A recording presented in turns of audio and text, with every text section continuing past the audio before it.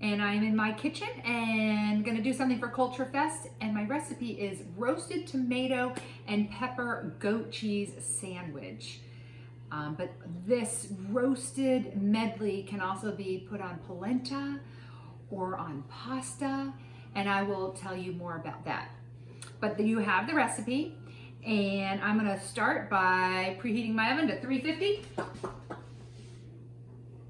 All right, got it on 350.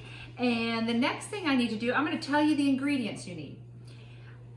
You need either one large tub of tomatoes or 2 tubs. You need 1.5 to 2 peppers. And I'd say 1 orange and 1 yellow. You could also use red. I would not use green. But 1.5 to 2, and you can decide what you would like. I'm gonna be using orange, red, and yellow. You need capers, which I have right here that you get in the jar, capers. You need olive oil. I like a good balsamic glaze to just sprinkle on at the end, as opposed to a cheaper one that I often use just for cooking, but I get a good one for that. Basil, usually you can get it from your garden, too cold out there right now. Goat cheese. Most of these ingredients I've bought at Trader Joe's. They seem to have the best prices. Garlic. And salt and pepper. I think that's everything. So let's get going. All right, first we preheated the oven. We need to rinse and dry our cut up tomatoes. So what you want to do is cut up your tomatoes, and right here you would take I like the small tomatoes. You could use large tomatoes, but I think this is easier. And I just cut them in half. Cut your tomatoes in half, throw them in a bowl. And then you will have lots of tomatoes cut up, okay? So I cut up 1 full one of this. And then I want you to rinse all your things you need to rinse. Of course, your tomatoes, you rinse those, and your peppers, you rinse those. But then you're gonna cut your peppers into pieces. And I meant to leave my pepper whole to show you how I cut a pepper, because it's helpful the way I was taught. So I have my pepper straight up, and I cut down 4 sides, leaving the root in the middle. And then I rinse it out and pull out the veins inside. And so I have my 4 pieces. And then I'm just going to cut this up into little strips, thin strips, and then turn them to the side and make them small pieces. And again, I said 1.5 to 2 peppers. I'm gonna make a ton tonight because I'm gonna double my whole recipe, because I love keeping this in my refrigerator. You can keep it for a number of days and use it in different ways. So I will finish cutting up my peppers, but in general, we have my tomatoes and peppers all chopped up.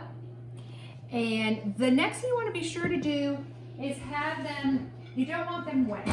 You want to dry them off. So I have a little bag I use, if I can find it. I meant to pull that out.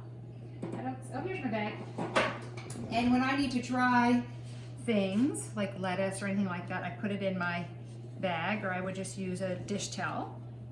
And make sure to kind of dry them off. If it stays wet and then you cook it, it can just, that water can be a bad thing. And let me tell you, as I'm drying these, let me tell you this recipe a friend of mine gave to me years ago, and I have passed it along to so many people. My family loves it, and it's just delicious, and it makes everybody happy. So this is pretty good. I'm gonna dry out my bowl. So that's not, because I'm gonna put it back in there. The other thing I need to do, I'm gonna let this just sit in here and dry a little bit longer, is I need to cut my garlic. And the recipe tells you to use about 2 cloves of garlic. I also always keep a bowl to put all my trash in. Very helpful. And I love garlic. My family loves garlic. Francine is filming me right now. Francine, don't you love garlic? Yes. She says yes. All right, so I'm opening my garlic. Now, the other thing, one time I took a cooking class and I was told You know what? It's not a big deal if you use the fresh garlic. You can buy garlic in a jar and just scoop that out. So I do that a lot when I don't have the time, but I still think the fresh garlic is the best. And here's a jar of garlic that you can just buy already minced for you at the grocery and use that instead. But I'm going to, instead of using 2, I'm going to use at least 3. And just a trick for you to know, I cut the ends off. These are cloves. I'm going to use probably 3 cloves. I'm going to cut the ends off. There's still the skin on it, but an easy way to get the skin off, which many of you may already know this, is I'm going to go ahead and do all 3 of these right now.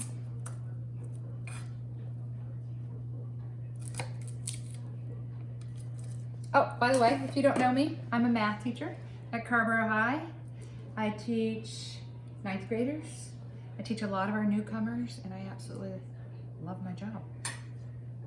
All right, so to get the skin off easily and to get the garlic to work well is you lay your knife flat on top of your garlic clove and you press it. And you hear a little crunch. I'm gonna do that for each one. And then it makes it very easy, crunch, crunch, crunch, to pull the skin off. The skin just peels right off. Otherwise, you spend a lot of time picking at the skin, getting it off. It just peels right off. Francine, you catching me peeling the skin off the glove? All right, Francine went to Carborough High, and so did my other daughter, Elizabeth. And you know what, you'll probably meet my husband in a moment. He'll be walking in the door in a minute. All right, so I'm gonna chop my garlic. I think I still feel a piece of skin on there. If you do, you just pull it off. Garlic, garlic, garlic. I put garlic in everything. I love it. All right. I won't make you, well, I'm gonna make you watch me do all this garlic because it's not gonna take very long. So even while I'm slicing other garlic, it's cutting up those other pieces. Mince it for this recipe. Mince up that garlic. All right, that's pretty good. One would not call me a cook, but I do try. And I do follow recipes pretty well. I'm not very good at just coming up with things on my own. And I will tell you, Miss Angela is the one who got me to do this. She said, come on, let's do some recipes. And thank you for encouraging Miss Angela. All right, we're gonna combine my tomatoes, my peppers, my garlic. So I'm gonna dump my now semi-dried tomatoes and peppers. I'm gonna put the garlic in there. And my recipe's gonna say salt and pepper, and it's not gonna tell you how much salt and pepper, because I don't know, and you're just gonna sprinkle it on. Peppers, garlic, salt and pepper, and my olive oil. So I'm gonna do a few twirls of my salt. I keep my pepper in this little container, and I'm gonna just sprinkle it on top, and I'll probably put in 3 little pinches there. And let me grab a spoon. And a splash of olive oil. A lot of people don't like it when they say that because you don't know how much it is. I'm gonna go across like this. You don't need to use a fancy olive oil. That was probably a tablespoon. You don't need a fancy one because you're gonna be roasting this. That's probably about a tablespoon, and I will put that in my recipe. You mix it up. I'm gonna add a little more salt and pepper.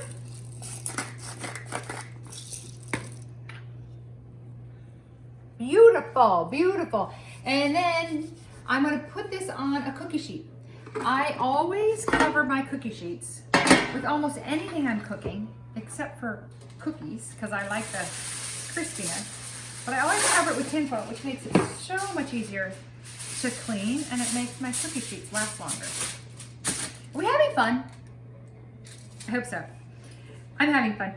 So I'm gonna just sprinkle this across my cookie sheet. Easy peasy, lemon squeezy. Don't put any lemons in here, don't need lemons. Okay, and make sure, the reason I'm doing this is I wanna make sure I get all that garlic. I love my garlic. I might even add a little more garlic in here. All right, I think that's all we do. I'm just double checking my recipe so I don't mess anything up. We're gonna bake until these cherry tomatoes split. And split means kind of get mushy. So it's gonna be a total of like 20 to 25 minutes. I'm gonna check on them in about 15 minutes, stir them up a little bit. I'll come back to you when I do that.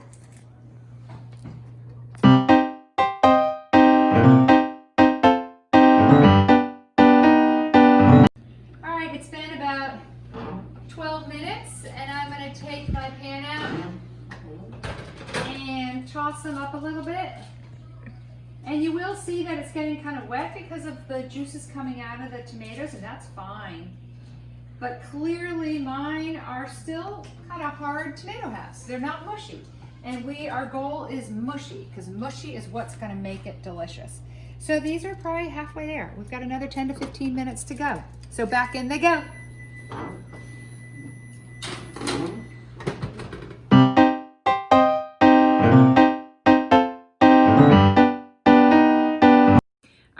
Hello, we're going to get this stuff out of the oven in just a moment.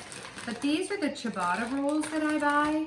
I just love these. And these are from Trader Joe's. They look like that. I think these are great for the sandwiches, but you could also use any sort of baguette or rolls of any sort. I cut a ciabatta roll in half, and then I put a little bit of olive oil on each side and broil them just so they're just warm and crunchy. And so I'm going to throw those in the broiler right now and pull out be sure to set a timer so they don't burn. I'm going to pull out my tomatoes that are pretty darn good. They're not super mushy, but they are good. They could get even mushier than this. And gosh, might have been in there probably about 20 minutes. And I did tell you about 20 to 25 minutes. Let's take a look. Like this, they're pretty mushy. But again, it could take even another 5 minutes. I've got a whole nother batch in there that I'll probably do a little bit longer. But oh, it makes your kitchen smell so good with that garlic and the tomatoes and peppers. So now, what I'm gonna do is I'm gonna add my capers.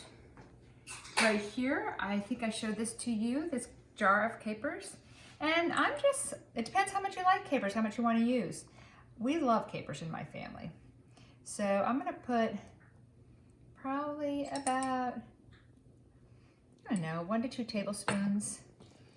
Turn them together. They're very salty and they add some more flavor. And you could add the basil in here, and really you could add any ingredient or any spices that you like to add. But I keep it pretty simple. So there's that. And I have my basil leaves here. I've rinsed those. I could cut these up, rip these up and put them in.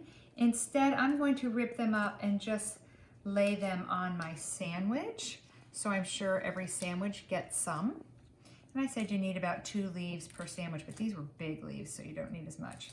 And again, it's so much better if you grow them yourself. I'm gonna go get my rolls. All right, everybody, I've pulled the bottom part of my ciabatta bread out of the broiler, and I've got my goat cheese. In my recipe, I say you only need a half of one of these, but I get a big one because I love goat cheese and I use it for lots of other things. And I'm gonna take probably about maybe a tablespoon and spread it on the bottom of the bread.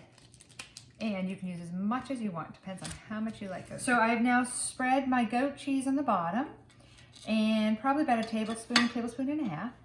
And now I'm going to scoop my tomato medley on top like this. And I put tons on there and it overflows over the sides. And if it's a little mushier, it also makes it a little easier to put it on. And then I'm adding my basil leaves on top. I think that's probably enough. And, well, I'm sorry, before I do my basil leaves, remember, this is my good balsamic glaze. I'm just gonna pour a little over the top. like that. Gives it a sweet vinegar. And I could add more capers if I wanted more capers. Put my basil on top, grab the top roll right here. Got a little crunch here. Put it on top, and there is my delicious sandwich. And let me point out, and what I'm gonna do is I'm gonna wrap this up in tinfoil for my daughter to take to work tomorrow for lunch. But it's also a wonderful dinner to have. Put a salad on the side. Or I can give it to my husband for work tomorrow. Could you hear him from the side? The other thing I mentioned is you can buy a tube of polenta, and this just stays in your cupboard. It doesn't have to be refrigerated. And you make slices, and you could fry a slice or bake a slice. Put a little olive oil in your pan, fry it on one side a few minutes, flip it, fry it on the other side a few minutes, and then just put some of this roasted vegetable medley on top, and it's delicious. And I also mentioned pasta. Throw it on top of pasta. All really good. So that is it. It's been fun cooking with you today. And I'll put in a good word for the math department. The most amazing teachers you could ever work with. And you're lucky to be at Carver High to have any one of them. So eat well, be healthy, and have fun. Thanks.